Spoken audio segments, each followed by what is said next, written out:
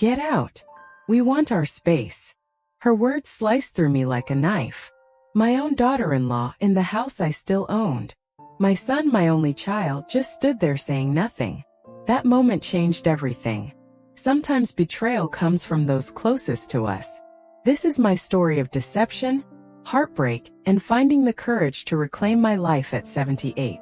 If you're watching this video, please subscribe to the channel and let me know in the comments where you're watching from. I found it while cleaning Harold's desk. Divorce papers Michael had left behind after our lunch. My son hadn't mentioned his failing marriage.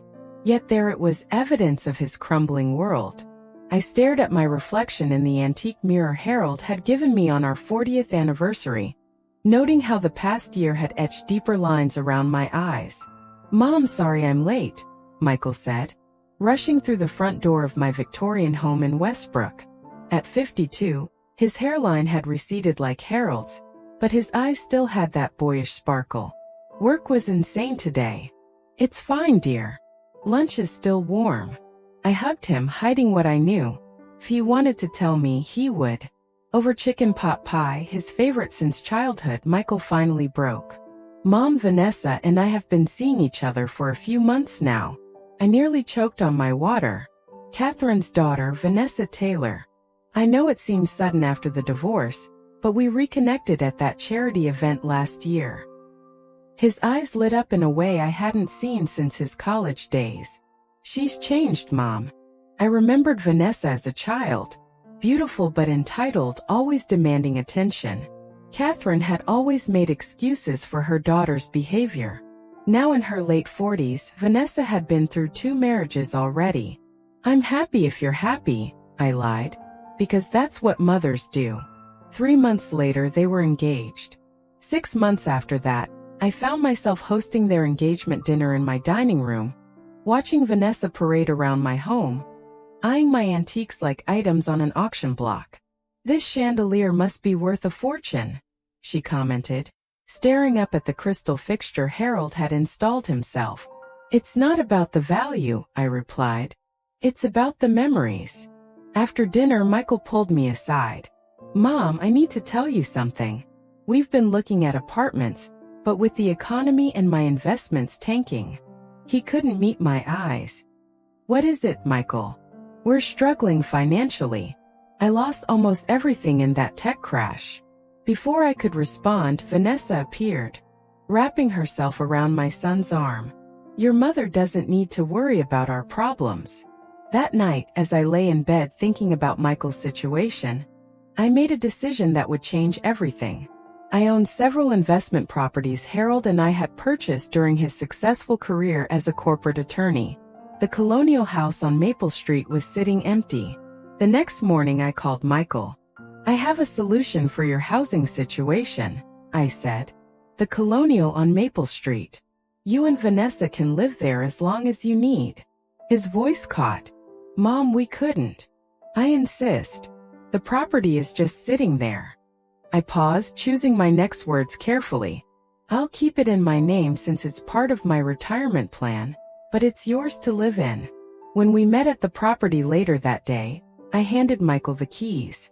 Vanessa walked through the house, her perfectly manicured finger tracing the original woodwork. "It's old-fashioned," she said with a thin smile, "but we can work with it." Michael embraced me tightly. "Thank you, Mom. We won't forget this." As I drove home, a strange heaviness settled in my chest. I chalked it up to empty nest syndrome. Even though my son had moved out decades ago, I had no idea that I had just handed over the keys to what would become my prison of guilt, manipulation, and betrayal. It started with unanswered phone calls. I'd leave messages for Michael, and days would pass before he'd return them.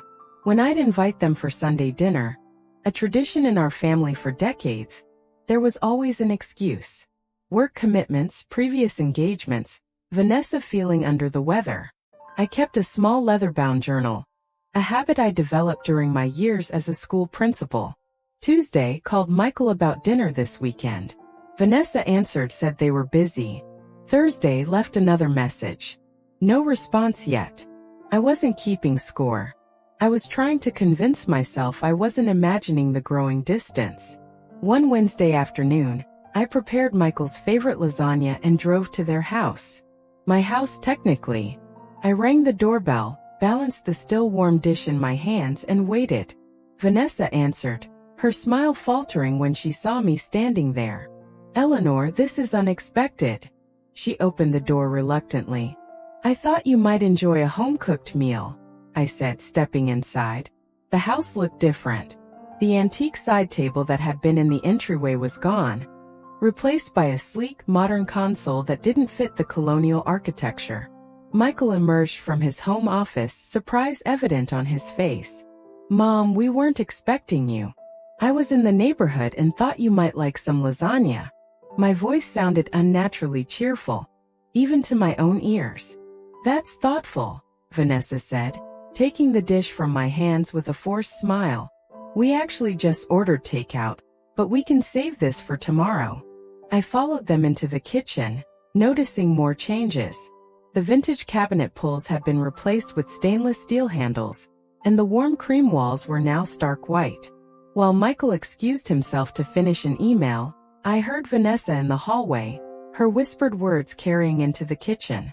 "I can't believe she just showed up again. Can't we just tell her to call before coming over? It's like we have no privacy anymore." The wooden spoon I was using to stir my tea clattered against the porcelain cup. I set it down carefully, my hands suddenly unsteady. Michael's hushed response. "She's just being helpful. You know how she is." "It's suffocating, Michael. Your mother needs to understand boundaries." I quietly gathered my purse and car keys. When they returned to the kitchen, I was already headed for the door. "I should get going," I said, avoiding their eyes. "Enjoy the lasagna." "Mom, you don't have to leave," Michael said. But the relief in his voice was unmistakable. On the drive home, tears blurred my vision. I'd agreed they needed their space, their privacy as newlyweds, but I never expected to be treated like an intruder in a house I owned, bringing food I had lovingly prepared. That evening, I sat alone at my dining table, pushing food around my plate. The phone rang. Catherine, Vanessa's mother and my friend of 5 decades. "Eleanor, how are you? We haven't spoken in weeks." I considered telling her about what I'd overheard, but loyalty to Michael stopped me. "I'm fine, just adjusting to Michael being married again." "Vanessa seems so happy," Catherine gushed. "She says the house is absolutely perfect."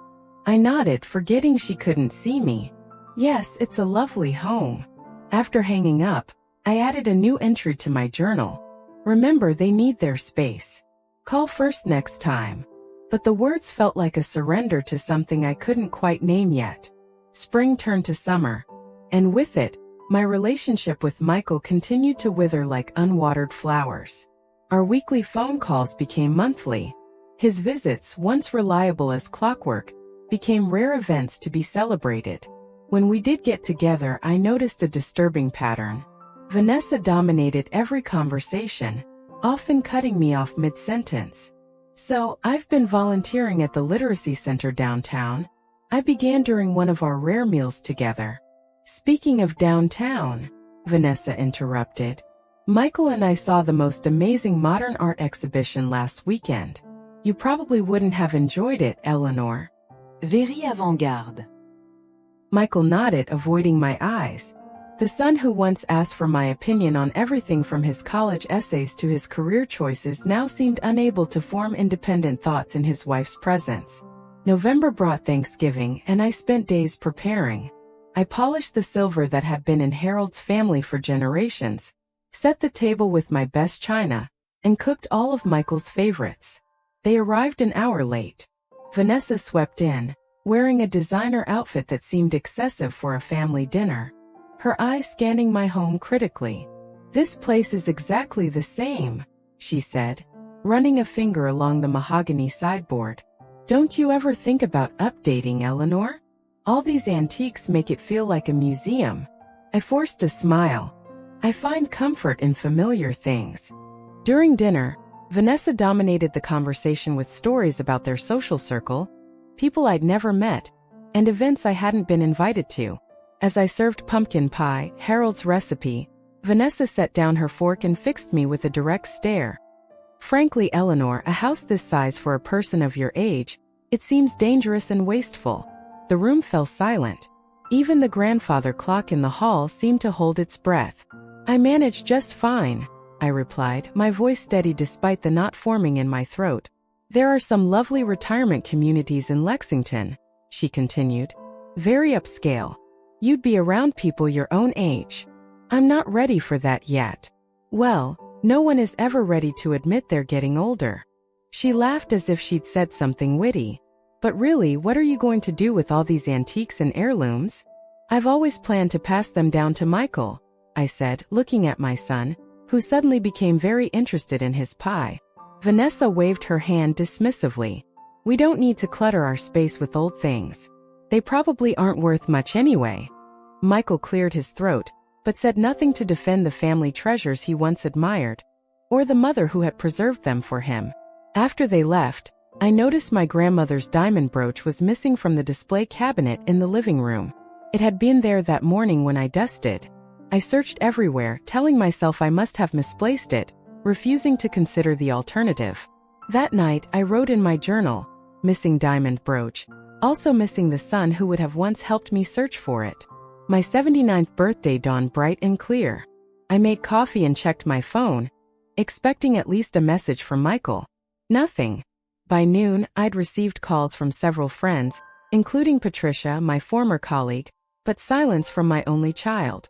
He's probably planning something special, I told myself, remembering how Michael had always made a fuss over my birthdays. Even after Harold died, my son had maintained our family traditions, bringing cake and insisting we celebrate. By evening, still nothing. Determination overtook disappointment. I baked my own birthday cake, lemon with buttercream frosting, just as Harold used to make for me, and dressed in my favorite blue dress. I wasn't going to let Michael's forgetfulness ruin my day.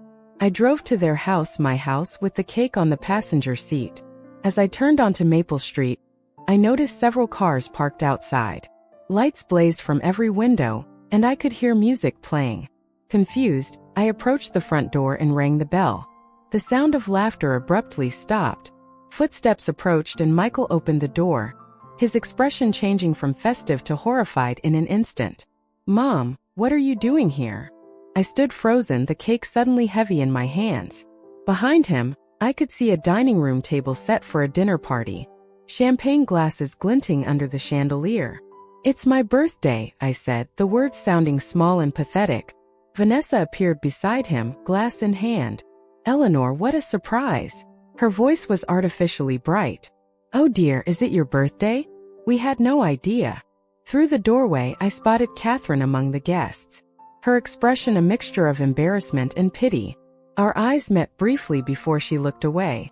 We're celebrating Michael's promotion, Vanessa continued. If only you'd called first. We could have included you in our plans. Michael at least had the decency to look ashamed. Mom, I'm so sorry. With everything happening at work, I completely forgot. I handed him the cake, forcing my lips into a smile that felt like it might crack my face. It's nothing. Enjoy your celebration. Congratulations on the promotion. Won't you come in? Michael asked, though his tone suggested he hoped I'd decline. No, I don't want to intrude on your party.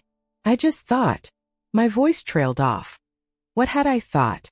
That my son would remember the day of my birth? That I mattered enough to merit a phone call? Another time then, Vanessa said, already closing the door. Happy birthday, Eleanor. I drove home carefully, tears blurring the road ahead. At a stoplight, I caught my reflection in the rearview mirror. An old woman alone on her birthday. Harold would have been devastated to see me like this. My strong, principled husband, who had always taught Michael about respect and family. At home I sat in darkness. No candles to blow out, no wishes to make. My phone dinged with a text message from Michael. So sorry about tonight, Mom. Let's have dinner next week to celebrate your birthday. Love you.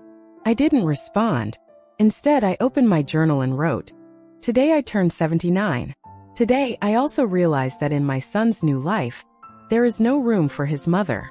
The tears finally came then, not quiet and dignified, but wrenching sobs that left me gasping. I cried for the little boy who once made me birthday cards with crayon hearts. For the young man who drove 4 hours from college just to surprise me on my birthday. And for the middle-aged stranger who had forgotten me entirely. 2 months crawled by. Following Vanessa's protocol, I called ahead to schedule a visit, clutching the health insurance documents Michael had requested. Each ring of the phone tightened the knot in my stomach. "Eleanor," Vanessa answered, her voice cool and professional. "Yes, tomorrow at 2 would be fine." The next day, I arrived precisely on time, documents neatly organized in my leather portfolio. A gift from Harold on our 30th anniversary. The Colonial's driveway was cluttered with construction trucks, and a dumpster sat on what had once been my carefully tended front lawn. I navigated around a pile of debris to reach the front door, which stood ajar. Inside, the once elegant entryway was in shambles. Plastic sheets hung from doorways and the air was thick with plaster dust. "Hello," I called out, stepping carefully over power cords. Michael emerged from the living room, his dress shirt incongruous amid the chaos. "Mom, thanks for bringing those papers." "What's happening here?" I asked, trying to keep the alarm from my voice. "Just some renovations," he said vaguely. "Vanessa's in the back. Come on through." I followed him through the house, my heart sinking with each new discovery. The original hardwood floors were being covered with modern tile. The crown molding Harold and I had painstakingly restored was gone, but it was the bay window that stopped me in my tracks. Workers were removing the stained glass panels, vibrant blues and ambers that had cast jewel-toned light across the room for over a century. "Michael, what are they doing with the stained glass?" My voice came out as a whisper. Before he could answer, Vanessa appeared wearing a hard hat like a fashion accessory. "Eleanor, perfect timing. What do you think of our modernization project?" I struggled to find words that wouldn't betray my horror. "It's quite a change. We're bringing this old place into the 21st century," she said proudly. "Those dated, stained glass windows are the first to go. But those windows are what made Harold and I fall in love with this house," I said, watching as a worker carelessly placed one of the priceless panels against a wall. "They're irreplaceable architectural elements. The house is listed in the historic register because of features like that." Vanessa's smile hardened. "You said we could live here as we wanted." "I said you could live in this house," I corrected, finding my voice. "Not destroy irreparable historic features." "Is there a problem?" A man in a suit approached, clipboard in hand. "No problem," Vanessa said quickly. "My mother-in-law is just surprised by the changes." "Actually," I said, straightening my shoulders, "I'm wondering if you've obtained the proper permits for altering a historically protected property." The contractor looked confused. "Mrs. Wilson, I was told you approved all these changes." "I did no such thing," I replied, turning to Michael, who suddenly seemed intensely interested in his shoes. Vanessa's face flushed red. "You gave us this house." "I allowed you to live in this house," I clarified. "The deed remains in my name, which means legally you need my approval for structural changes." "That's it," Vanessa exploded, her carefully cultivated poise vanishing. "We always knew there were strings attached. This is exactly why we never invite you over. Get out. We want our space." The contractor backed away, clearly uncomfortable. Michael finally looked up, not at Vanessa but at me. "I think it's better if you go, Mom," he said quietly. "We'll talk later." I handed him the insurance documents and walked out, my legs trembling with each step. In my car, I realized my hands were shaking, not from fear or sadness, but from rage, pure, cleansing anger. As I gripped the steering wheel, a clarity I hadn't felt in months washed over me. This wasn't about a house or stained glass windows. This was about respect, about boundaries that had been trampled for too long. I started the engine, my decision already made. The time for turning the other cheek was over. "Eleanor, you need to check your financial statements," Patricia said, passing me a cup of tea. We sat in her sunlit kitchen, the one place I felt safe enough to break down completely. After leaving Michael and Vanessa's, I'd driven straight to Patricia's. My friend of 40 years, former colleague and retired attorney, listened without interruption as I recounted everything. The growing distance, the birthday debacle, and finally the confrontation over the house renovations. "This isn't just about them being rude," Patricia continued, her lawyer's mind already calculating angles I hadn't considered. Something doesn't add up. The renovation costs for what you described would be astronomical. Where is that money coming from if Michael claimed financial difficulties? The question hung in the air between us. Unthinkable, yet demanding consideration. The next morning I called Mr. Reynolds, my accountant since Harold's death. His response to my request for a meeting was immediate and concerning. I've been trying to reach you for months, Mrs. Wilson. 2 hours later, I sat across from him in his office as he spread papers across his desk. We've received several alerts about unusual activity, he explained, pointing to highlighted transactions. I sent multiple notices to your home address. When you didn't respond, I assumed they were errors and you'd confirmed that directly with the banks. My stomach clenched. I never received any notices. He nodded grimly. That's what I was afraid of. What followed was a methodical uncovering of horror. Credit cards I'd never applied for opened in my name. Small withdrawals, $200 here, $500 there, from various accounts over 18 months, totaling more than $65,000. The pattern is telling, Mr. Reynolds said, showing me a calendar where he'd mapped the transactions. Most withdrawals occur within 24 hours of when your son and his wife visit you. I felt the blood drain from my face. That's impossible. There's more, he said reluctantly. I took the liberty of consulting with a private investigator I trust. He slid another folder toward me. He found these among your personal papers when he checked your home office yesterday. Inside were partially completed property transfer documents with what appeared to be my signature at the bottom. I never signed these, I whispered, staring at the careful forgery.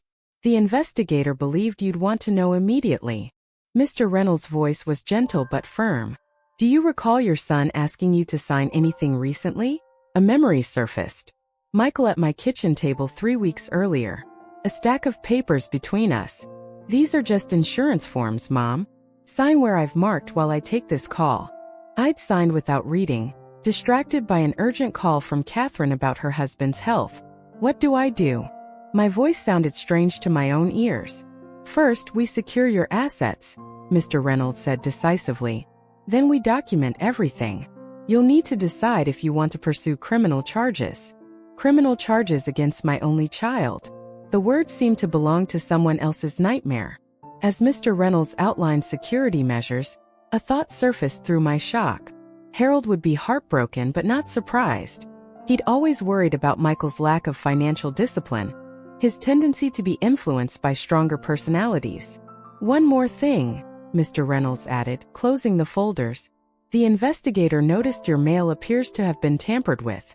I suggest we redirect all your financial communications to a P.O. box immediately. On the drive home, I passed the Colonial on Maple Street. My property, my investment, my mistake. The construction trucks were still there, dismantling history piece by piece, just as Michael and Vanessa had been dismantling me. That night, I didn't write in my journal.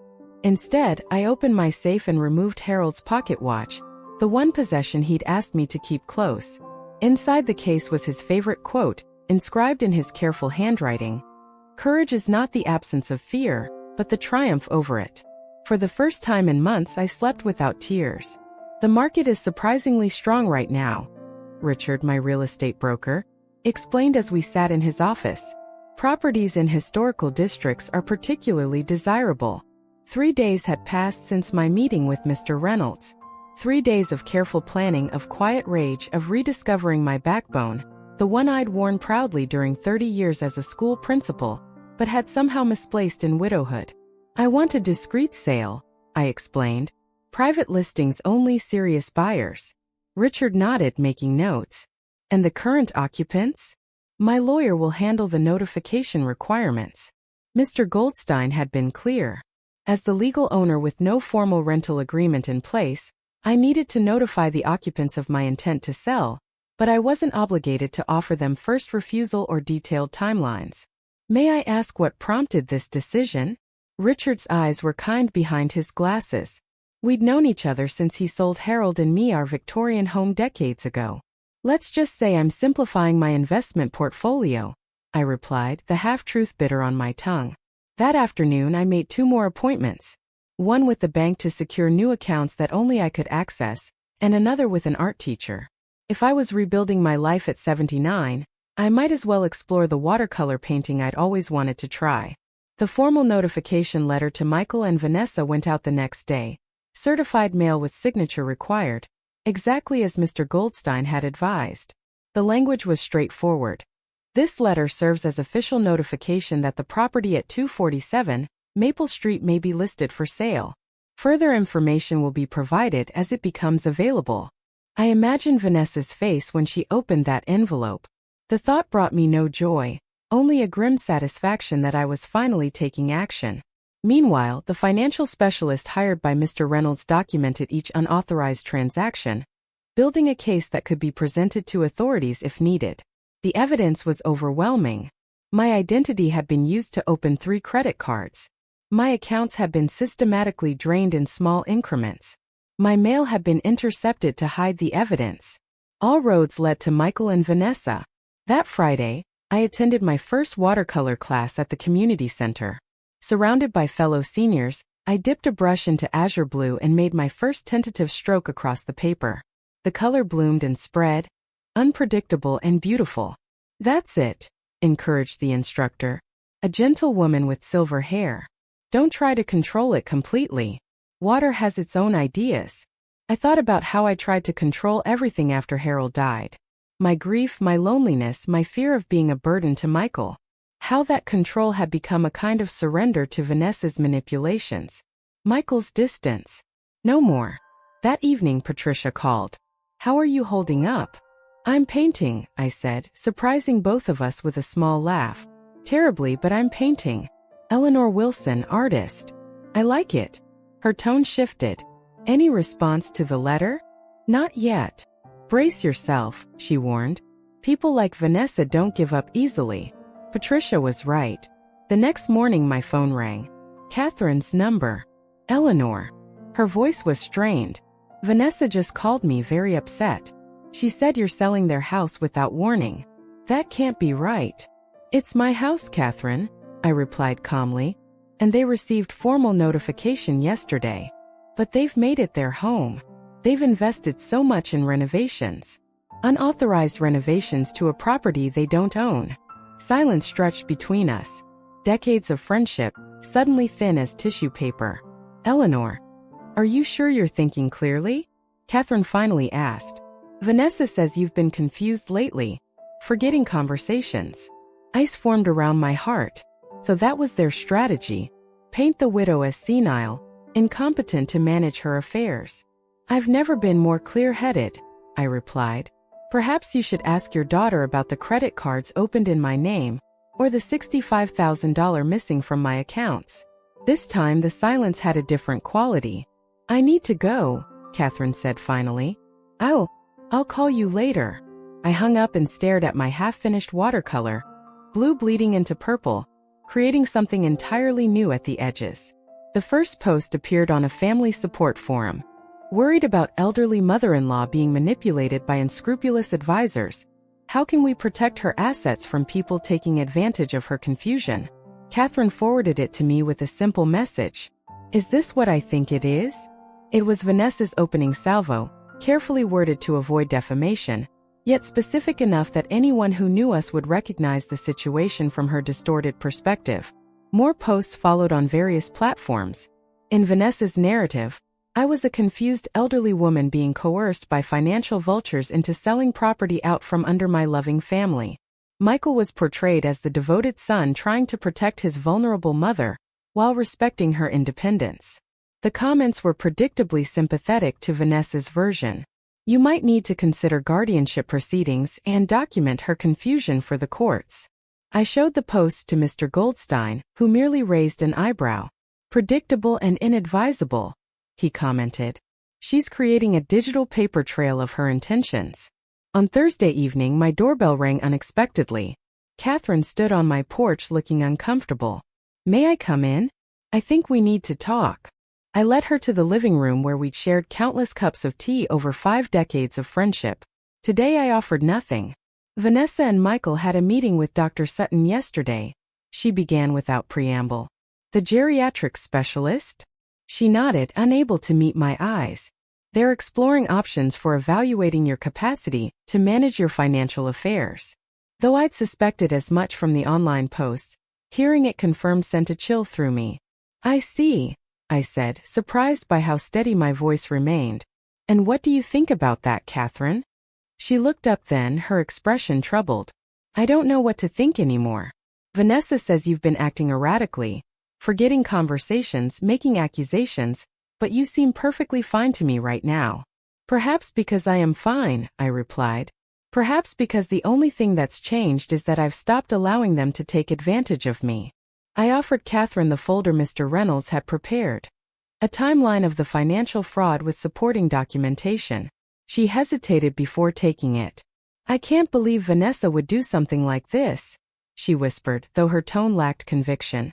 Neither could I at first. I watched her flip through bank statements, credit reports, the forged property transfer documents. But the evidence is quite clear. Catherine's hands trembled slightly as she closed the folder. There must be some explanation. I'm sure Michael and Vanessa will have several, I said. The question is whether you'll believe them or your own eyes. After she left, I stood at the window watching her drive away. Our friendship hung in the balance now. Catherine had always made excuses for Vanessa's behavior, from childhood tantrums to adult manipulations. Would evidence finally open her eyes? The next day, Richard called with news that a potential buyer wanted to view the property. They're only in town for the weekend. Is there any way to arrange a showing? According to Mr. Goldstein, I was required to give Michael and Vanessa reasonable notice for showings. I called immediately. Michael answered, his voice tight. A showing? Mom, we're in the middle of renovations. The renovations you didn't have permission to undertake, I reminded him. The buyers are only available tomorrow at 11 o'clock. This is ridiculous. We can't just leave on your schedule. Vanessa has a brunch planned. The notification will be delivered formally this afternoon, I said, keeping my voice even. I do hope you'll make the property presentable. That night, I received a text from Catherine. We need to talk again tomorrow after your house showing. There's something you should know. So she'd heard about it already. The lines of communication between mother and daughter remained open despite what she'd seen in my documentation. I replied with a simple yes, and tried to quiet the voice in my head that whispered I was about to lose my oldest friend along with my only child. They've offered 15% above asking, Richard said, his voice crackling through my phone speaker. With one condition. Occupancy within 60 days. 2 months had passed since the first showing. 3 serious buyers had toured the property, each time with Michael and Vanessa making the experience as uncomfortable as possible, pointing out structural problems that didn't exist, mentioning neighborhood crime that never happened, leaving personal items strewn about to create an impression of permanent occupancy. Despite their efforts, the Colonial's elegant bones and historic pedigree had attracted a retired couple from Chicago, art collectors who saw past the half-finished modern renovations to the home's true potential. It's an excellent offer in this market, Richard continued. Shall I accept? I glanced at the calendar on my kitchen wall. 60 days would mean Michael and Vanessa would need to vacate by mid-August. Summer heat, moving trucks, the indignity of being forced out. I imagine Vanessa's fury, Michael's resentment. Accept it, I said decisively. Have Mr. Goldstein prepare the formal notice for the current occupants. As I hung up, my house phone rang. The specialist investigators had installed it with a new unlisted number. Mrs. Wilson, this is Rose Martinez. I used to work as your husband's assistant at the firm. The name triggered an immediate memory. A competent young woman who had organized Harold's chaotic office with military precision. Of course, Rose, how are you? I'm fine, but I'm calling about you. I saw some concerning posts online that seemed to reference your situation. Her voice dropped. I recognized your daughter-in-law's name. Vanessa Taylor, right? Yes, I confirmed, curious where this was leading. Mrs. Wilson, I don't know if you remember, but before I worked for Mr. Wilson, I was at Brighton Bank. I recognized Miss Taylor because, well, there was an incident. My hands tightened around the phone as Rose explained. Years ago, while working at the bank, Vanessa had been investigated for financial misconduct involving an elderly client. The case had been dropped due to insufficient evidence, But Rose remembered it clearly because Harold had been involved, offering pro bono legal counsel to the alleged victim. After I came to work for your husband, I realized he kept a file on Miss Taylor. He never mentioned why, but he updated it periodically. A file? I echoed, my mind racing. Do you know what happened to it after he died? That's why I'm calling. When I saw those posts, I checked my personal records. I kept copies of certain sensitive files when the firm closed after Mr. Wilson's death. Standard procedure for legal assistance. I have the Taylor file. Within hours, a courier delivered a sealed envelope to my door. Inside was Harold's distinctive handwriting on manila folders organized with his typical thoroughness. Taylor v. Potential Financial Elder Abuse. Monitor. Harold had compiled a detailed history of Vanessa's employment at 3 different financial institutions. Each stint ending under murky circumstances, though never charged. She had been the subject of internal investigations at each workplace, always involving elderly clients with substantial assets.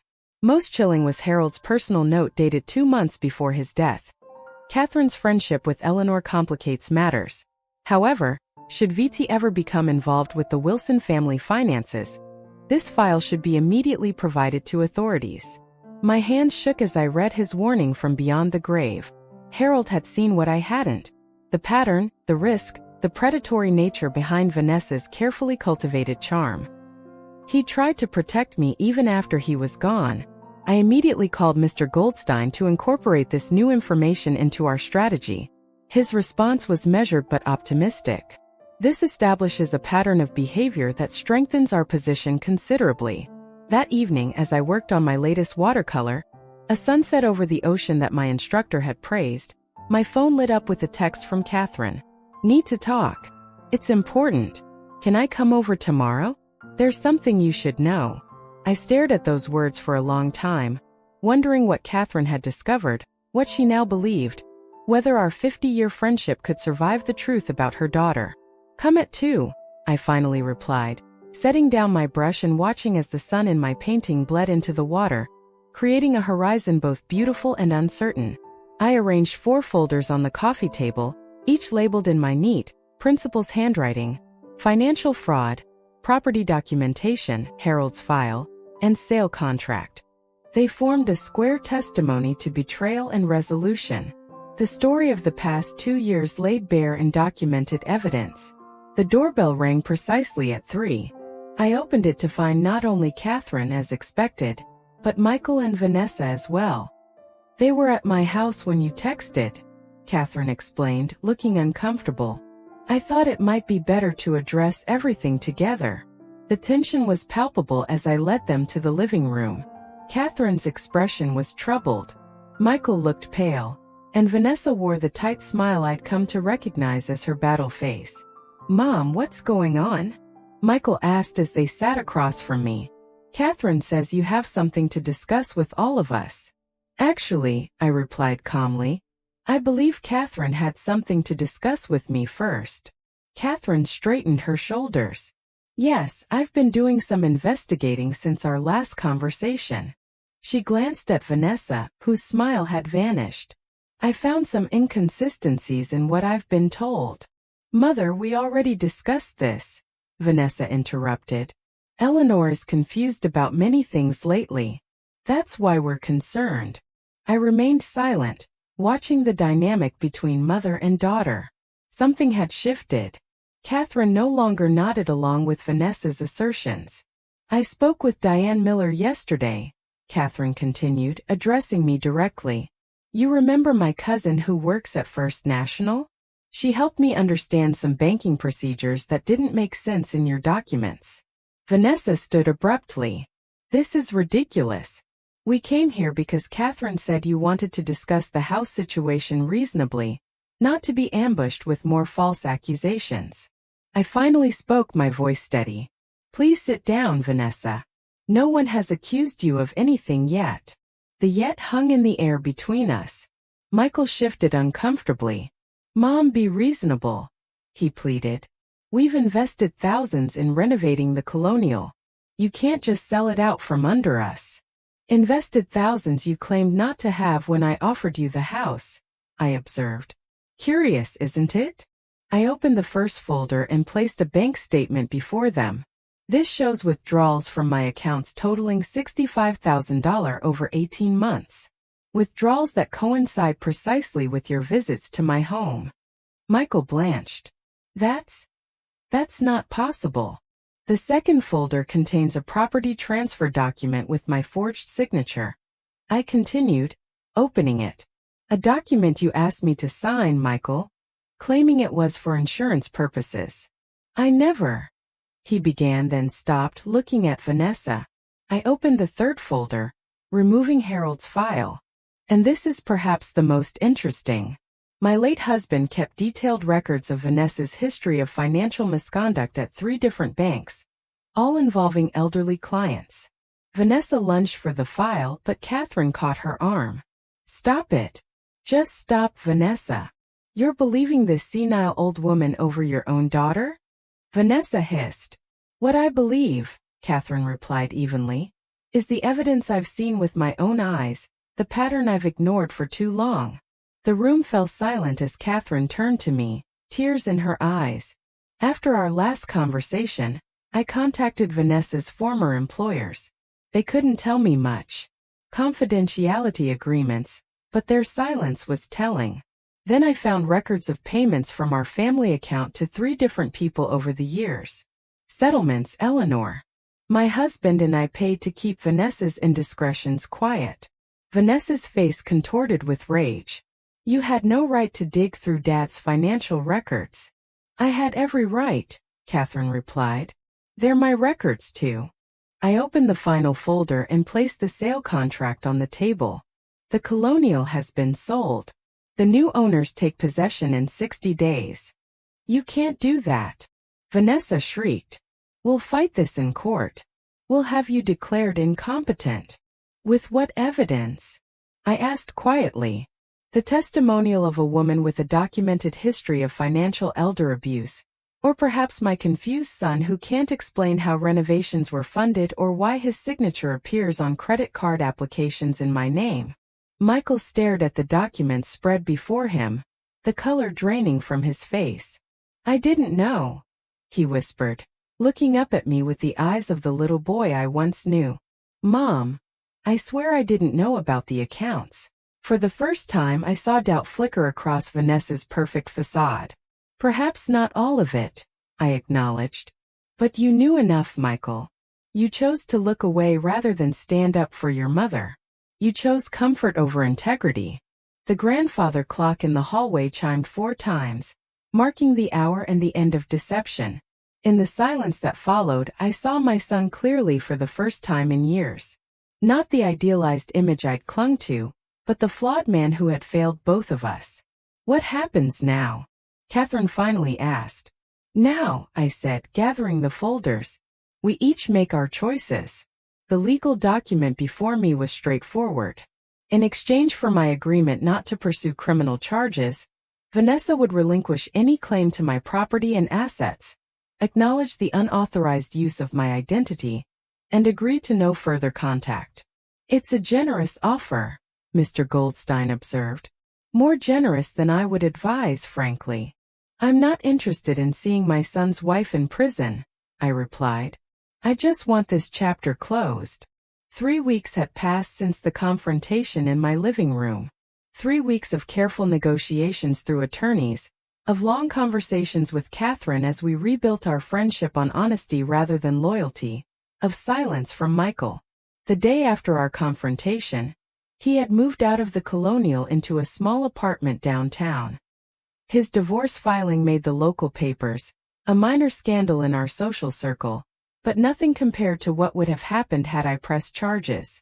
I signed my name to the agreement, watching as Mr. Goldstein's assistant notarized it. The action was anticlimactic after months of drama. Yet I felt an unexpected lightness as I set down the pen. It's done, Mr. Goldstein confirmed. Miss Taylor's attorney has her signature already.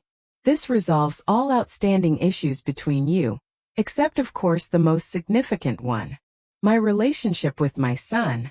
That evening Catherine came for dinner. Our first attempt at normalcy after the upheaval. Vanessa's moving to Arizona next week, she said, helping me clear the dishes afterward. My sister is letting her stay while she figures things out. How are you handling it? I asked, genuinely concerned for my friend. Catherine sighed, leaning against the counter. Some days are harder than others. I keep asking myself how I missed the signs, how I enabled her behavior for so long. We see what we want to see in our children, I replied, thinking of Michael. Have you heard from him? I shook my head. Not since he moved out. He will, Catherine assured me, when he's ready to face what happened. The next morning, I attended a meeting of the financial literacy group Patricia had encouraged me to join. Seniors who had experienced financial exploitation, sharing their stories and resources. The facilitator, a retired banker named Thomas, had invited me to speak about my experience. Standing before the group of 15 elderly men and women, some still visibly shaken by their ordeals, I felt a surge of purpose. My name is Eleanor, I began. And until recently, I believed that being kind meant being passive, that loving my family meant accepting whatever treatment I received. Nodding heads encouraged me to continue. My late husband once told me that integrity is not just about honesty, but about wholeness, being fully yourself without compromising your values. It took me 79 years and a devastating betrayal to understand what he meant. For the next hour I shared my story. Not just the fraud and manipulation, but the emotional journey from confusion to clarity, from hurt to action. When I finished, the room was silent for a moment before an elderly man spoke up. How did you find the courage to confront your own son? The question pierced me. I realized that by allowing his behavior to continue, I wasn't helping him. True love means holding people accountable, not enabling their worst instincts. As the meeting dispersed, several members lingered to share their stories with me privately. I exchanged phone numbers, promised to return next week, felt the first threads of a new community forming around shared experience and recovery. That afternoon, my doorbell rang unexpectedly. Michael stood on the porch, his face gaunt, eyes red-rimmed. "Mom," he said simply, his voice breaking on that single syllable. I stepped back to let him in, noticing how he had aged in just 3 weeks. His shoulders hunched, new lines around his mouth. In the living room, he perched on the edge of the sofa, hands clasped between his knees like a schoolboy called to the principal's office. "I don't even know where to begin," he said finally. "To say I'm sorry seems inadequate." "It is," I agreed, not unkindly. "But it's a start. I've been seeing a therapist," he continued, trying to understand how I let things go so far. Why I didn't see what Vanessa was doing. Why I didn't protect you. "And what have you learned?" He looked up, meeting my eyes fully for the first time. "That I've spent my life looking for someone to take care of me the way you did. That I mistook control for love. That I was so afraid of disappointing you that I couldn't face any failure, even when the alternative was betraying everything you taught me." His honesty was unexpected, disarming. "I forgive you, Michael," I said quietly. "But forgiveness doesn't erase consequences." He nodded, a tear slipping down his cheek. "I know. I don't expect things to go back to how they were. I couldn't let another day pass without telling you how sorry I am. How ashamed." As he rose to leave, I remained seated, watching my only child walk toward the door. "Michael," I called. He turned, hope flickering across his face. "We need time." It wasn't everything he wanted. It wasn't everything I wanted either, but it was honest, and for now that would have to be enough. The garden bloomed with late summer roses, their fragrance mingling with freshly cut grass, and the lemon tarts Patricia had brought for the fundraiser. Canvas awnings provided shade for the 80 guests scattered across my backyard, each wearing a name tag and carrying a program for the first annual Secure Seniors benefit. 3 years had transformed the small support group. I joined into a recognized regional organization that provided education, resources, and advocacy for elderly victims of financial exploitation. Today's event would fund our newest initiative, a peer counseling program for seniors rebuilding their lives after abuse. Eleanor, the press is here, Catherine called, waving me toward the garden gate where a local reporter waited with a photographer. At 82, I moved more slowly than before, but my mind remained sharp, my purpose clear. The reporter was young, earnest, taking notes as I explained our organization's mission and the prevalence of elder financial abuse. What would you say to seniors who are afraid to speak up about exploitation by family members? She asked. I would tell them that true family honors your boundaries, not exploits them, I replied, and that it's never too late to reclaim your dignity. As the interview concluded, I scanned the crowd, nodding at familiar faces. Thomas from the original support group, now our treasurer. Patricia, who had helped draft legislation strengthening penalties for elder fraud. Mr. Reynolds, whose accounting firm now offered free consultations to seniors, and Catherine, who had channeled her guilt over Vanessa into tireless work for our cause. I didn't immediately notice the man who slipped in through the side gate, hesitating at the edge of the gathering. It was Patricia who spotted him first, touching my arm and nodding in his direction. Michael stood alone, thinner than I remembered, his hair now completely gray. In his hands was something small and rectangular, a book bound in familiar brown leather. I didn't know if I should come, he said as I approached. Your invitation said it was open to the public, I replied. But I'm glad you're here. The past 3 years had been a slow, deliberate rebuilding. Monthly lunches had progressed to weekly phone calls. Michael had continued therapy, confronting the patterns that had made him vulnerable to Vanessa's manipulation. I had learned to love him with clearer eyes, without the fog of guilt and obligation that had clouded our relationship for so long. I found this, he said, holding out the leather-bound book. Among Vanessa's things in a box she never retrieved after the divorce. I recognized it immediately. Harold's journal. The one that had gone missing after his death. She took it, Michael explained, his voice tight with old anger. When we were going through Dad's office after the funeral, she was afraid it might contain information about her. My fingers trembled slightly as I accepted the journal, feeling Harold's presence in the worn leather cover, the precise gold initials embossed in the corner. There's something else, Michael continued, reaching into his jacket pocket. He withdrew an envelope yellowed with age. Inside the journal, letters from Dad to both of us. They were supposed to be read after his death. Letters that Vanessa had stolen, fearing what they might reveal. Words from Harold that had been silenced for 15 years.